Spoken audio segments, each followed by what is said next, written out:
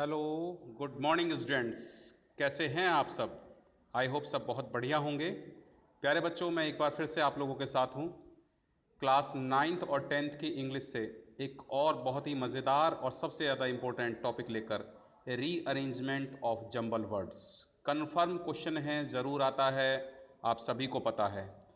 तो इसका कोई बेसिक स्ट्रक्चर आप लोगों के सामने नहीं होता है, क्योंकि सारे के सारे सेंटेंसेस एक ही रिदम से नहीं बन सकते, ये आप सब जानते हैं।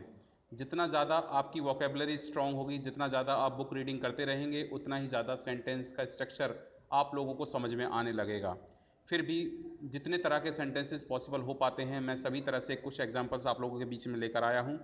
ज़रा एक बार सबको देख लेंगे तो आपका बहुत सारा काम अच्छा हो जाएगा और आप इजीली इस टॉपिक को कर पाएंगे। चलिए तो शुरू करते हैं। यहाँ पर कुछ फर्स्ट पेज पर जो सेंटेंसेस हैं, इनके आंसर्स भी मैंने लिख दिए हैं। आप लोग इन पर फोकस करने की कोशिश करिए। जैसे फर्स्ट सेंटेंस आप लोगों के सामने लिखा हुआ है, dog Rahul his PAT playing enjoys. सबके बीच में, अब इन सब के बीच में स्लैश लगने के बाद इसका कोई सेंस नहीं है। आपको एक सेंसफुल सेंटेंस बनाना होता है। तो क्या बनेगा इसका proper answer? Rahul enjoys playing with his pet dog. Clear हो गया बच्चों? Rahul enjoys playing with his pet dog. Rahul को अपने पैट के साथ खेलना बहुत अच्छा लगता है।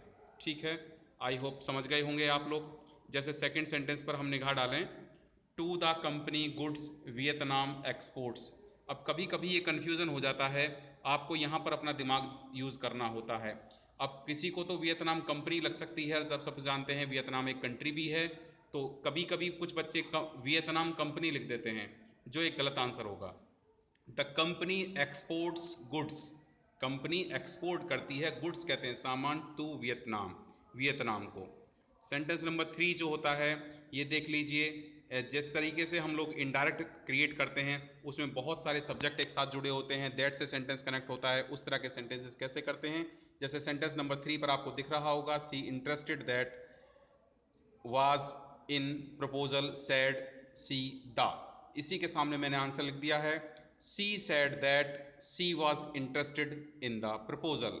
She said that she was interested in the proposal. I hope आप सब समझ पा रहे हैं। जैसे कि एक एग्जाम्पल मैंने इम्पेरेटिव सेंटेंसेस से भी लिया है, the please not do on grass step. तो इसका प्रॉपर आंसर क्या बनेगा? Do not step on the grass please. आप इस सेंटेंस में प्लीज़ को स्टार्टिंग से भी लगा सकते हैं, तब भी आपका सेंटेंस गलत नहीं होगा।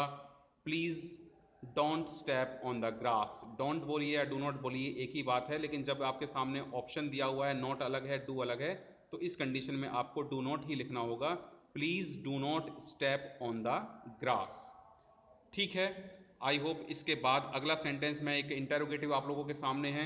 इंटेरोगेटिव की पहचान अपने आप ही क्लियर हो जाती है कि जब आपके सामने क्वेश्चन मार्क लगा रखा हो तो आपको स्ट्रक्चर इंटेरोगेटिव लेना है। तो you where have this all while been. ठीक है, ये सेंटेंस है। वेयर से ही हम लोग स्टार्ट कर देंगे। अगर वेयर नहीं होता तो हम वो हेल्पिंग वर्ड से स्टार्ट कर देते, ताकि ये क्वेश्चन मार्क बना रहे और इंटेरोगेटिव सेंटेंस बना रहे। Where have you been all this while. पूरे टाइम पर, इस दौरान आप कहाँ रहे। नंबर 6 पर एक सेंटेंस और है। जब कभी भी हम लोग स्ट्रक्चर बनाने में लगे रहते हैं कि हम लोगों को पहले सब्जेक्ट लगाना है, लेकिन कई बार ऐसे रूल्स फॉलो नहीं कर पाते हैं, हम लोगों को आईएनजी फॉर्म से भी सेंटेंस स्टार्ट करना पड़ जाता है। जैसे कि एक एग्जांपल आप लोगों के सामने है, eight top voice the man his of demanded the admission shouting. अब आपको इसका प्रॉपर आंसर सर्च करना होगा तो मिलेगा, shouting at the top of his voice. Shouting मतलब चिल्लाकर, अपनी आवाज में पूरी तरह से चिल्लाकर। द मैन डिमांडेड एडमिशन, उस आदमी ने अपने एडमिशन के लिए डिमांड किया। आई होप ये सारी बातें आपको समझ में आई होंगी। सभी तरह के सेंटेंसेस मैंने आप लोगों के सामने रख दिए हैं, इनकी प्रैक्टिस अच्छे से कर लेना। आपके प्रैक्टिस सेट के लिए मेरे पास एक पेज और है, जिसमें मैंने कुछ सेंटेंसेस आपके प्रैक्टिस के लिए ही रखे हुए हैं। आप ये सब पेजेस देख लीजिए, यहाँ से सेंटेंसेस को नोट कर लेना और इनको सॉल्व करने की कोशिश करना।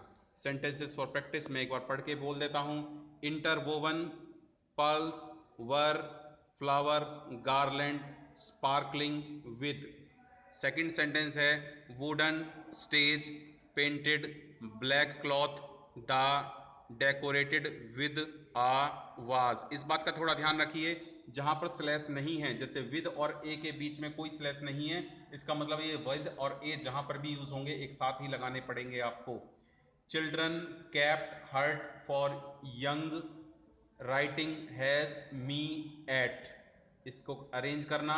नंबर 4 पर है England good many lived a years king ago wise there and in. और एक 5वां सेंटेंस और मैंने आप लोगों के सामने रखा हुआ है, the world call Alfred people of all over the great now as him. इन सेंटेंसेस को बनाने में कहीं कोई समस्या आती है तो मैंने अपना नंबर नीचे दिया हुआ है, आप यहाँ पर कांटेक्ट कर सकते हैं। तो आई होप आपको ये टॉपिक काफ़ी इंटरेस्टिंग लगा होगा, अच्छा लगा होगा और अच्छे से समझ में आया होगा। इसका सेकंड पेज का आप स्क्रीनशॉट लेकर इस टॉपिक को समझ सकते हैं, करने की कोशिश करना। Okay, best of luck for your exam. आगे फिर दोबारा किसी नए टॉपिक के साथ मिलेंगे। Good bye, thank you.